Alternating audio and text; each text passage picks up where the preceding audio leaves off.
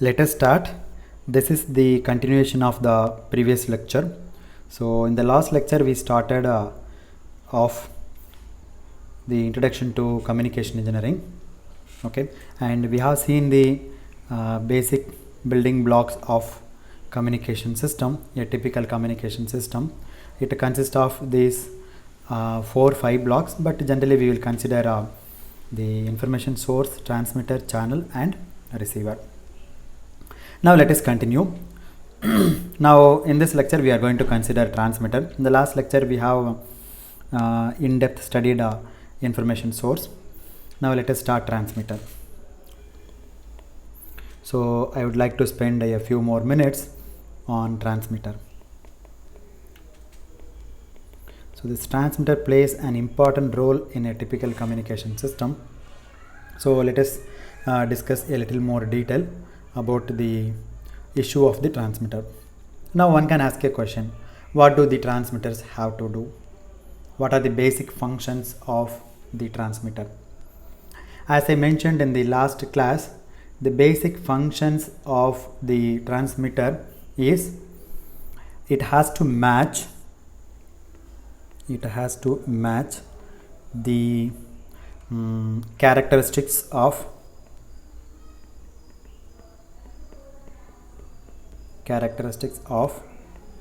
the signal source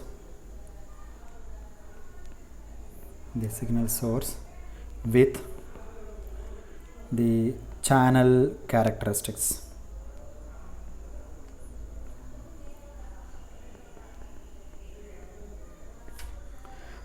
Through which the signal have to be finally transmitted. So you have the information source. This information signal has certain characteristics and that is given to your transmitter, and here you have channel. Therefore in between your source and the channel the transmitter is sitting. So the basic function of your transmitter is somehow it has to match the characteristics of the signal source with the channel characteristics. Let us see what do we mean by characteristics. Okay, so just I have written the definition and now we will see. Okay, now what do we mean by the matching characteristics? To understand this, let us take an example. Let us say you want to use free space. See, the channel can be many things. Okay, I am going to consider a free space as a channel or as a medium. There are many mediums. Okay, now I would like to transmit through the free space. Okay, and if that is the case, the transmitter has to radiate the information into free space. What does it mean? It essentially means that you have to build in a mechanism like an antenna here. Let me use a different color like this. This is my transmitting antenna.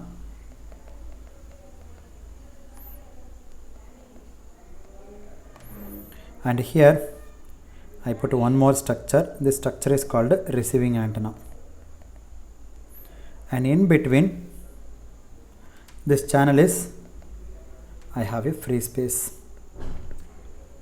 Okay, this is the schematic representation of antenna in a communication system. But physically the antenna could be one of many types depending on what frequency range you are working with. Now the question is, let us say you are transmitting a voice signal. From voice signal, we know the frequency range of your voice signal 300 Hz to 3300 Hz for telephonic conversation. Let us take the higher limit 4 kHz. And from electromagnetic theory that the efficiency of radiation of the antenna will depend on the size of the antenna, and the size of the antenna is related to its wavelength. So size of the antenna and wavelength are related to each other. wavelength. Both are interrelated. If you recall from your antenna course and basics of your electromagnetic theory, the antenna radiates efficiently when the antenna size is of the order of wavelength of the signal.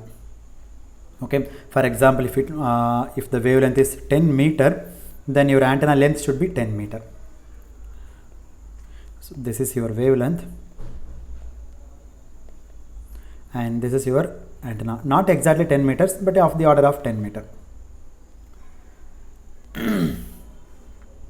Then for efficient transmission of information into free space, we require an antenna size at least in the order of 5 to 10 meters. Then let us make a quick calculation on this given voice signal. Okay, now the highest frequency is 3300 hertz, but let us say I'm going to consider 3000 hertz to make some rough calculation. Let us make a rough calculation. I'm not going to use the exact frequency. Okay. Now what will be the wavelength for this? Lambda is equal to C by F. C is 3 times 10 to the 8 divided by frequency is 3000 hertz. So 3 times 10 to the 3. So this is 10 power 5. 10 power 5 I can write it as 100 kilometer. So wavelength is 100 kilometer if you take a typical human being voice signal. Okay, it is about 100 kilometers. Now can you radiate it? Yes, you can radiate, but you should have antenna of the size of 100 kilometers, of the order of 100 kilometers antenna size. That means what? Your length of the antenna should be of the order of 100 kilometers, but practically it is impossible. So that means what? You cannot radiate it. Therefore, unless you have antenna of the order of 100 kilometer, it is simply impossible to radiate it. So what shall we do? You can see here there is a problem. So I want to transmit, but I can't stop here. Okay, so I need to do something such that I will be able to transmit. So what shall I do? Because I want to transmit a voice signal through free space by radiation. But if you want to do that, the antenna size is very, very large in dimension. Therefore, it will simply be not possible to have such an antenna. So in that case, what do I have to do? I have to make sure that voice signal, do something on voice signal and reduce its wavelength. When I say reducing its wavelength, what should I do? Increase the frequency.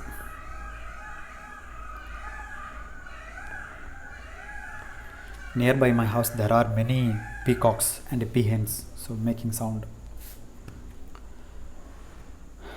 Okay, so this is settling time for peacocks. Okay, so I have to make sure that the voice signal is first embedded onto some other signal. That signal should be with a certain high frequency. Therefore, the antenna size requirement is much smaller. So that is the concept of carrier. You take your voice and put it into high frequency carrier. Why are we choosing high frequency carrier? If the frequency is high, then wavelength will be come down. If wavelength comes, then I can radiate. How? Because antenna size also less. Antenna size will be less. That is why we always choose the high frequency as a carrier signal. If you choose high frequency, then wavelength will be less. If wavelength is less, then you need an antenna of the order of the length of the wavelength. So that is the whole purpose of doing this course, something called modulation. Okay, therefore when you take a transmitter, typically if you consider a transmitter block, then the transmitter block has a signal. That signal is called a carrier signal. So one input is your message signal, or you can call it voice signal, or whatever it is you like it, you call it, and the other one is a carrier signal. Okay, so typically the transmitter would require another input to it in addition to the signal, your message signal. This another signal which we call it the carrier, Therefore the job of the carrier is to carry the information signal along with it. Typically, not always, the carrier is a pure sine wave. Mostly we use pure sine wave because it's easy to generate than other type of signals. Okay, pure sine wave with a high frequency. Why high frequency? Because lambda will be small. If lambda is small, then what is going to happen? Antenna size will be small.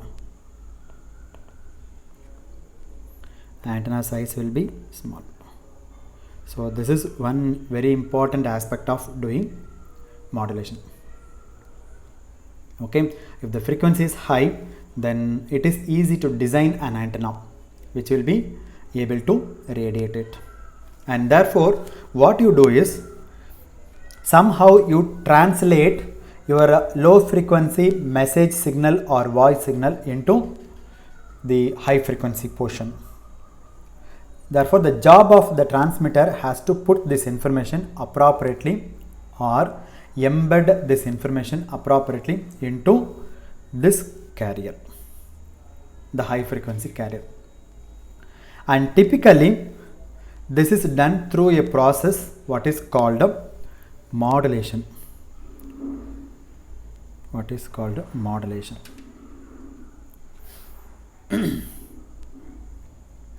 Okay, so you modulate a specific parameter of the carrier. See, I have a carrier and I said the carrier is a pure sine wave.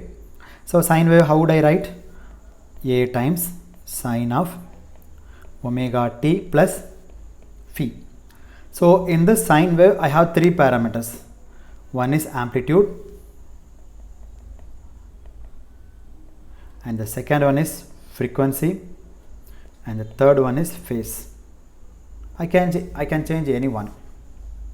Okay, so you modulate a specific parameter of the carrier along with the signal. I have three parameters here. For example,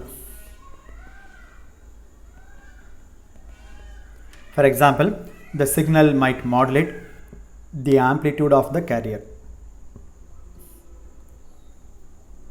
So depending on what is the amplitude of this analog signal. For example, let me take a message signal like this, a low frequency message signal, let's say some 500 Hertz like this, and no message signal will be a pure sine wave. Just for understanding purpose I have taken. If you notice a typical music signal or voice signal on the scope in your laptop or your computer, in Windows media player, there is something called a scope. Okay, put it on that mode, and if you play some songs or some play some voice information, the waveforms goes like this, randomly it changes. So this is a typical voice signal. But why am I taking this sine wave as a message? Because it's very easy for me to explain. Okay, so I am considering a sine wave as a message signal only for illustration purpose, only to explain, that's all. Okay, so in real world you never Okay, in real world you never exist, you never find a sine wave as a message signal. Message means the signal is coming from your your mic, your video camera, your scanner in your mobile phone. Typically you scan some image, or the data generated by your computer, the data coming from your keyboard, the data or the signal comes from the transducer. Everything is not sinusoidal, it is random in nature. But still, why am I taking this? Only ease of explaining, that's it. Okay, so let me call it, this is m of t.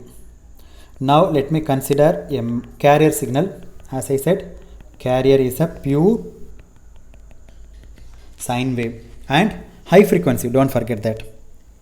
Therefore I have so many oscillations. Let's say it is in 1 megahertz, that is only 500 hertz, and here I am considering 1 megahertz carrier. And if you multiply these two guys, then what is going to happen is, multiply term by term,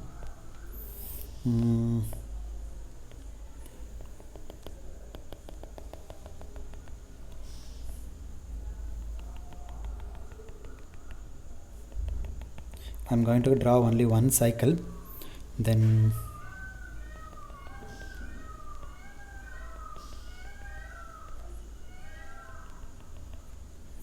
I'm sorry.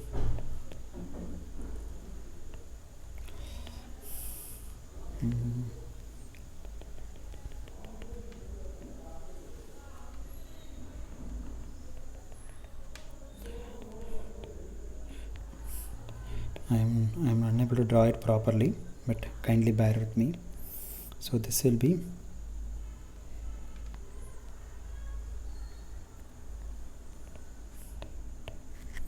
one second. This pen is not cooperating. If it is on paper, it is easy for me to draw it. So one cycle I am drawing here also, like this. So in between your oscillations will oscillate like this. Now you are changing only the amplitude of the carrier, you are not disturbing the frequency of the carrier and phase of the carrier. The carrier frequency is as it is and the phase also as it is. So this is your message, and this is carrier, and this signal is called a modulated signal. So if you look at this, the peaks of the carrier,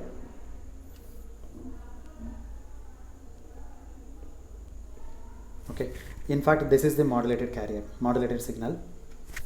Now you trace the peaks, and tracing the peaks is like exactly the sine wave, your message signal, low frequency message signal. Okay. So the modulated signal, which will look something like this. So the amplitude of the signal as a function of time is the same as the information signal. See, this is the amplitude, this amplitude is the same as your message signal. Therefore the job of the transmitter is to convert the information signal, this signal, information signal, into a signal which looks like this. So it is clear that the operation is called modulation. Now you can notice that it is not necessary that you modify the amplitude. You could modify phase, you could modify frequency. So if you modify frequency, then it is called frequency modulation, FM. If you modify the phase, then it is called phase modulation, PM. If you modify the amplitude of the carrier, then it is called AM, amplitude modulation. Okay, so all these are different kinds of modulation. Modulation helps me to translate the spectrum of a signal which was earlier in the low frequency, let's say 0 to 4 kilohertz, to let's say the carrier let's say to the higher frequency. For example, you take like 500 hertz, 0 to 500 hertz. No, let us take our practical example.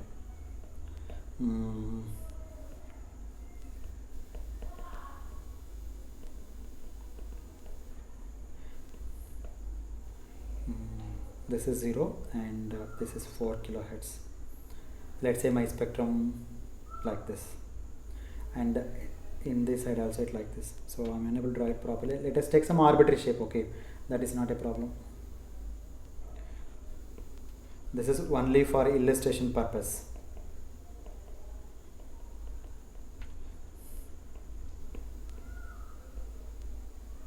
Okay, no message signal will have a triangular spectrum, power spectrum, okay, frequency spectrum. So don't get confused. I'm taking this figure only for illustration. If you take a practical voice signal spectrum, then the spectrum looks like this. Like this. Like this. Let's say this 4 kilohertz. In between, if you speak a bit loud at 500 hertz, then amplitude will be more. If you take some female voice, the female generally they have large frequency and low amplitude, so they will speak very slowly like this with low amplitude at high frequencies, and male voice at low frequency, large amplitude. So this is a typical voice signal spectrum. That means what? The x-axis is frequency and y-axis is amplitude. So you are drawing the amplitude versus frequency, but this I am taking only for only for the illustration purpose. No typical practical signal will have the spectrum of a triangular, or some textbook will say like this. No, not at all possible. Now let me take this. This is the spectrum of my message signal. Now 0 to 4 kilohertz. To transmit this, I need a 100 kilometer antenna, length antenna. So it's not possible. So I'm going to translate this guy to some other frequency. Let's say carrier frequency. The carrier frequency is 1 megahertz, and here the spectrum will lie like this. That means what? I'm sorry. The spectrum will looks like this. So this point is, we will study in detail, okay, in the following lectures. Now I am giving just a brief introduction of our communication system, especially about the transmitter. So this point is 1 megahertz plus 4 kilohertz, and this point is 1 megahertz minus 4 kilohertz. So it's a very, very high frequency, right? So if you take 1 megahertz, what is the wavelength? Lambda is C by F 3 times 10 to the 8 divided by 1 megahertz, 10 to the power 6. Okay, so 10 power 6. Now 3 times 10 to 10 square, right? Meter. So 300 meters. And if you are taking some dipole antenna, lambda by 4, in case if you are going to use lambda by 4, then 75 meters.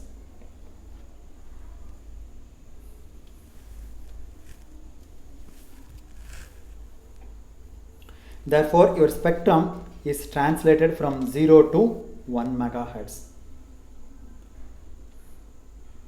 Initially the spectral occupancy was from 0 to 4 kilohertz. Now it is occupying from 1 to 1.4, 1 plus 4 megahertz, 1 megahertz plus 4 megahertz. Okay, so the carrier will be around 1 megahertz.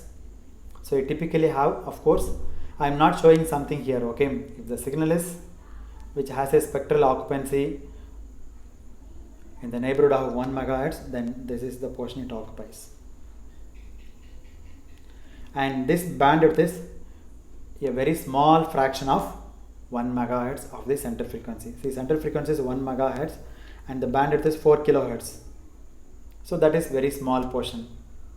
So the lowest frequency component is 1 megahertz minus 4 kilohertz, and the highest frequency component is 1 megahertz plus 4 kilohertz.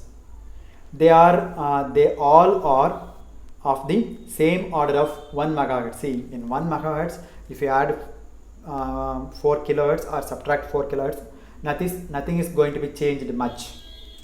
So the antenna size required to radiate this would corresponds to 1 megahertz rather than 4 kilohertz. If you don't do any modulation, then it will be 4 kilohertz the antenna should radiate. Now it is going to radiate 1 megahertz. So the transmitter has a very important function to perform that this type of operation, and this type of operation is called a modulation. Therefore, what is the use of modulation? The modulation is required for several reasons. Okay, and the very first and important reason is ease of radiation. There are many reasons. The first reason is ease of radiation. When you are using free space as a medium. Okay, so this ease of radiation is very important if you are going to transmit the information through free space. Otherwise, you can't transmit. But there are other reasons. Okay, why you will like to do modulation, and this is the important reason. Suppose I am not going to transmit through the free space. Okay, I want to transmit through a physical medium, like let's say a pair of wires or an optical fiber or a coaxial cable. Okay, in that case I don't have free space, then I don't have the problem of ease of radiation, but still you need modulation. Okay, so when you use a pair of wire as a medium, then there is no question of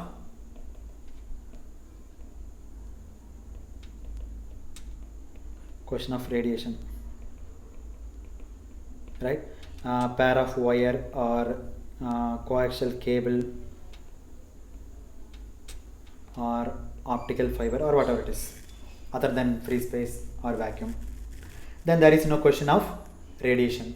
But still, do we need modulation? Yes. So why do we need the modulation? There are many reasons. Let me list out one by one. So reasons for modulation. The first and the foremost reason is ease of radiation,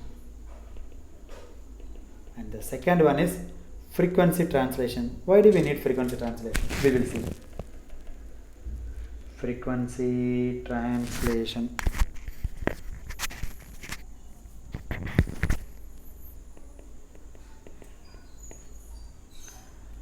To different frequency bands. Okay, frequency translation to different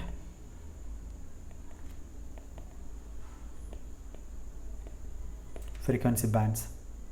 And the third reason is, okay, first let us finish this frequency translation and then we'll come to the third reason. Now certain frequency bands are highly noisy, or there is a lot of interference in those frequency bands. Okay, now let me take a wired communication. To give this example, I have to digress a little bit. As you know, as far as telephonic communication is concerned, you basically have one pair of wires. Okay, so you have one pair of wires which are dedicated to you, so no problem. But this is your house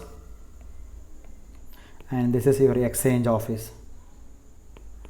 Between your house and the exchange office there is one pair of wire, so no issues. So whenever you want, you can make a call and the call will go to the exchange.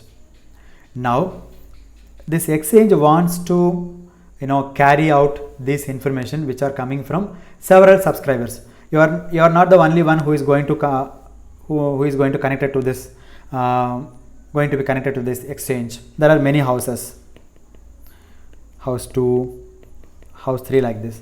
Now you want to this house has separate pair of wires and this guy has separate pair of wires. Now you want to transmit this information to some other place. Let's say this is Trichy and this is Chennai. So in between I cannot put as many pair of wires as you have between houses and exchange. Okay, I can put 1 or 2 lines, and in between I need to do some kind of multiplexing. Okay, after all, you may be talking to, right, anywhere from anywhere to anywhere, right, from anywhere to anywhere. So the job of exchange is to transmit a large number of signals from one location to another location, from a large number of subscribers to another location. So the telephone exchange has a cable, this cable which has a certain bandwidth. Again, this cable has bandwidth of greater than 4 kilohertz, but this pair of wires has the bandwidth of 4 kilohertz. So if the exchange were to put every signal in the same bandwidth, from house 1 also the information is contained in 0 to 4 kilohertz, and here also the people are speaking in the 0 to 4 kilohertz, and here also 0 to 4 kilohertz. If you put all these guys together, then the signal will mix it up. Okay, every signal in the same bandwidth from 0 to 4 kilohertz, what will happen? They will all overlap in the spectrum, and they will interfere with each other. So what should we do? We should put them in different frequency bands. For example, for this guy you put 0 to 4 kilohertz, and this guy you put from 4 kilohertz to 8 kilohertz. For house 3 you put 8 kilohertz to 12 kilohertz. So somehow you need to translate the spectrum of this house and the spectrum of the signal which is coming from house 3.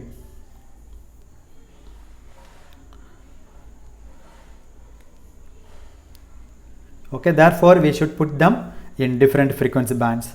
One guy from 0 to 4, second guy from 4 to 8, and third guy from 8 to 12 kilohertz. Therefore once again we like to do modulation. So this is done with the help of what? Modulation.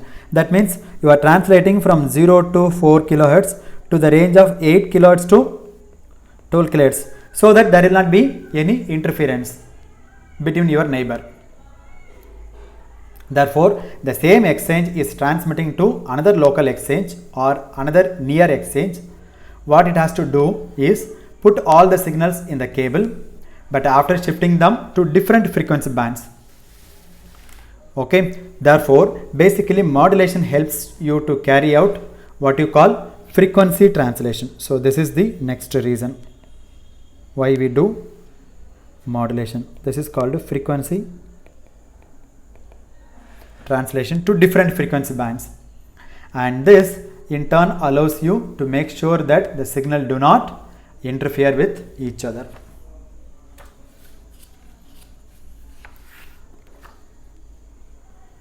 Okay, so frequency translation to different bands. Frequency translation to different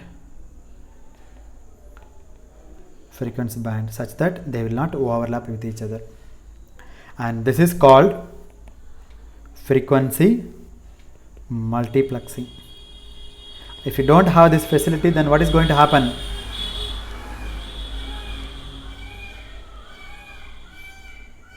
If you don't have this facility, then you have to put as many cables as you have the subscribers. Okay, for example, from Trichy or let us say Chennai to Bangalore, in between, suppose if 100 people are speaking at the max, let's say 1000 people, so 1000 pair of wires you have to put like this. It's not cost effective. Okay, so the frequency translation is called a multiplexing. So we are doing multiplexing to transmit multiple signals through the same medium. Okay, so by making sure that they are translated to different frequency bands. That's it. Now let us come to the next block in the block diagram, channel.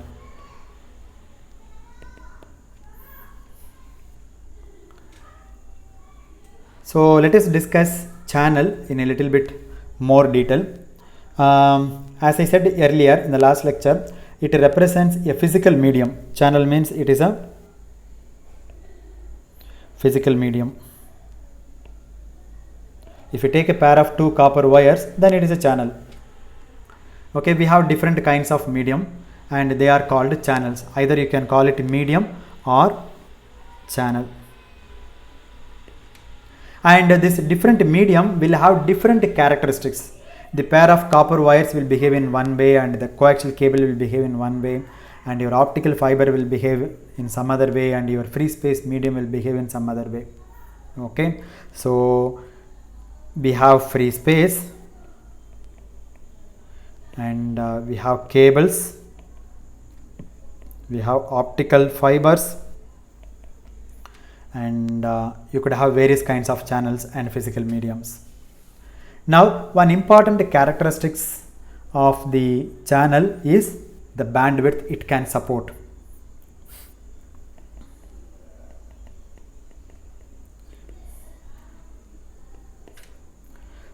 Like bandwidth means you can imagine the width of your road. Okay, like state highway and national highway and small streets and narrow lane, like that. Basically, as I mentioned, the bandwidth will be determined by the band over which it can support propagation. Because if you put some other frequencies, it will not support to send it or to pass it through that medium. It will give lot of attenuation. Okay, so the band of frequencies over which it can support propagation is called the bandwidth of that particular medium. So we know that bandwidth are very important resources for communication. Okay, you must know a lot about this. So the radio spectrum has been divided into different frequency bands. Let's say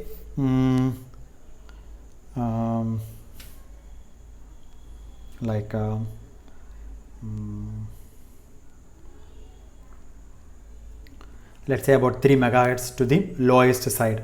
So you take 3 megahertz and 30 megahertz. This is, you call it high frequency. Actually, you have even below 3 megahertz. There is a band called very low frequency that I did not write here. So this is called high frequency.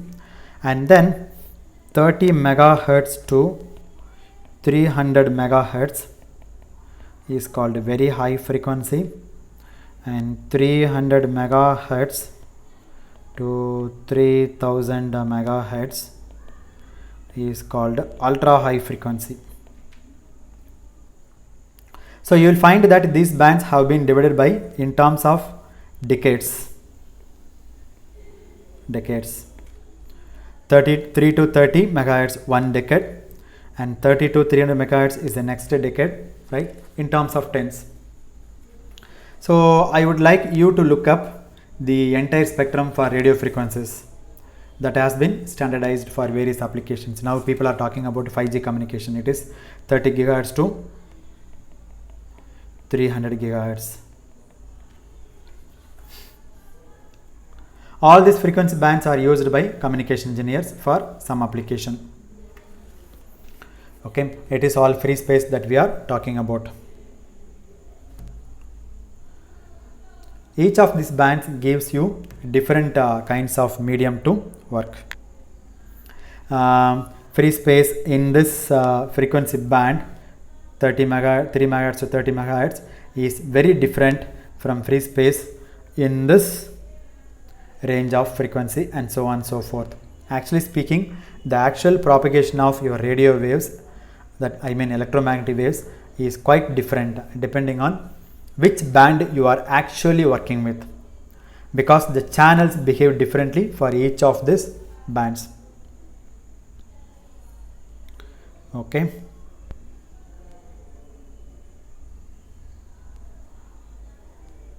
And then what else? For example, when I try to, when I say characteristics of the channel, I will try to model a certain things. Okay, what are the things? Like attenuation, how much attenuation it provides. Then things like the noise that get in, because in different frequency different types of noise, and the amount of noise adds. Okay, so noise, the amount of noise get in, this also varies from band to band.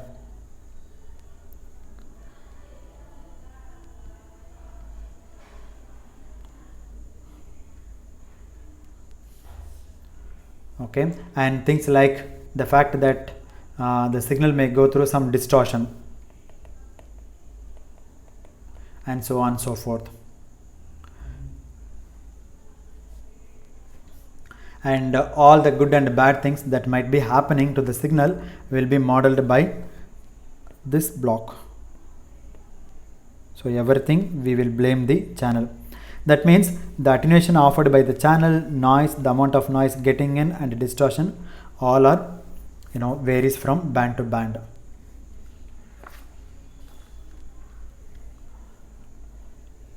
Okay, and some of the issues that I will discuss in the next class, okay, which are on the free space propagation. But briefly, these are the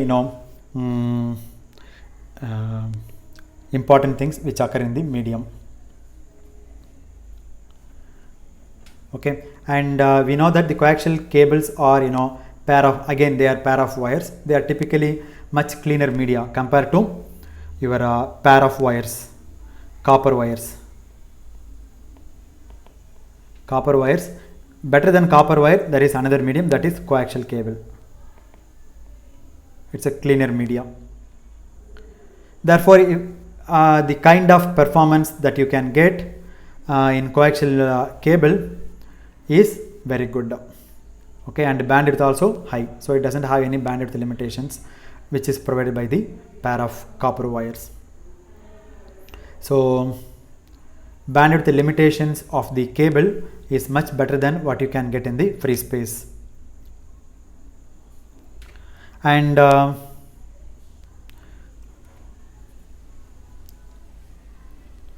as I said, the channel is not just a physical medium. Okay, previously I said it is a physical medium. It is not only just a physical medium, but also it includes many things. When I say channel, what I mean is, it is a physical medium, yes, physical medium. Not only physical medium, it is an abstract concept. Okay, in communication engineering, whenever somebody says a channel, then it is abstract thing. Okay, when I write channel in a block diagram, it is also an abstraction to me. Why is it an abstraction? Abstraction in the sense that it is supposed to model all the effects, good or bad, that the entire communication system introduces in the channel. See, if you take source, you have the transmitter and the channel, and then receiver. In the transmitter, you have some electronic components, your power amplifiers, common emitter amplifier, common collector amplifier, and so on, blah blah blah. Okay, and there are certain amount of noise which are generated by the electronic circuits. And in the receiver also, you have some electronic circuits, and this circuit also generates some noise. And in the channel also, some noise will be added.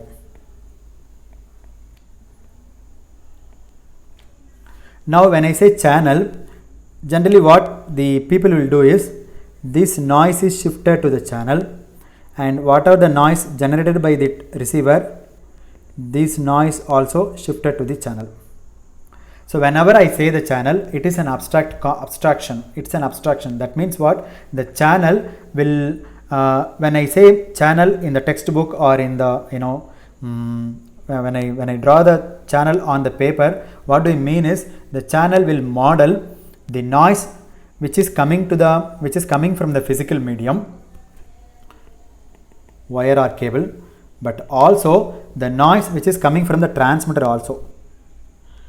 whenever I analyze the transmitter, I will not consider the noise. Whenever I analyze the receiver, I will not consider the noise. I will simply assume that my transmitter is ideal and I will go for analyze. Similarly, when I do the design or whatever it is in the receiver side, I will not consider the noise. Okay, that noise part, the noise generated and the distortion generated by the transmitter and receiver, everything will come to the transmitter. So that's why I said this is an abstraction to me. Okay, so the channel models the noise, distortion, attenuated, which are introduced or given by the physical medium, but also it includes the noise, distortion, attenuation are provided by the other blocks in the communication system. Therefore, all the good and bad things that might be happening to the signal will be modeled by this block. So suppose you have the signal will be affected by your transmitter noise, it will be affected by your channel noise, I mean your physical medium,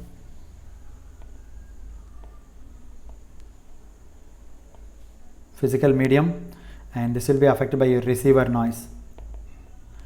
Okay, whoever comes and disturbs your signal, all those guys are coming inside the block of channel. But if you look at the exact circuit, it will not be in the channel.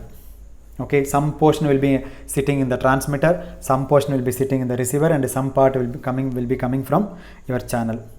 But when we do the analysis mathematically, then we will include everybody together and put it in the channel, and we will analyze. So the important point is, when a communication engineers draw a block called channel, he is not necessarily just talking about a physical medium. He is also talking about the effect that the physical medium and the rest of the communication system introduces on the channel. Okay, so this is very, very important point you should remember. So let me write it down. When a communication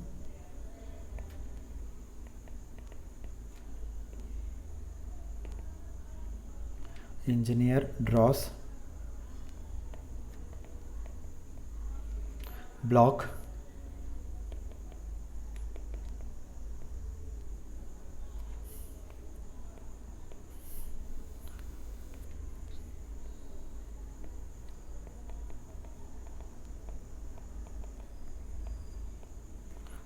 channel,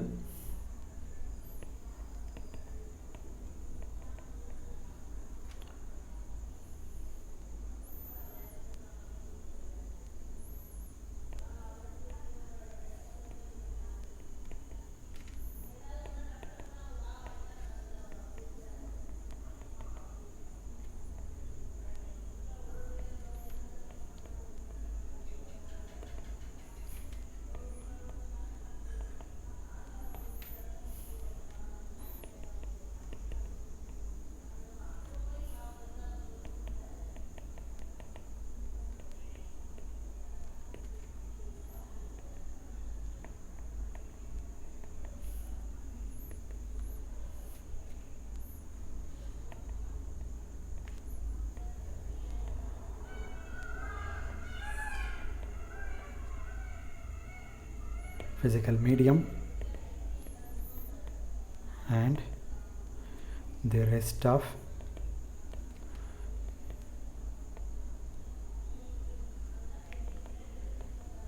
communication system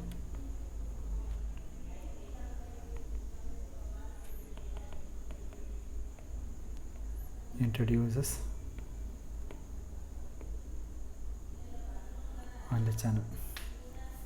Okay, so those things also will be included in the channel block.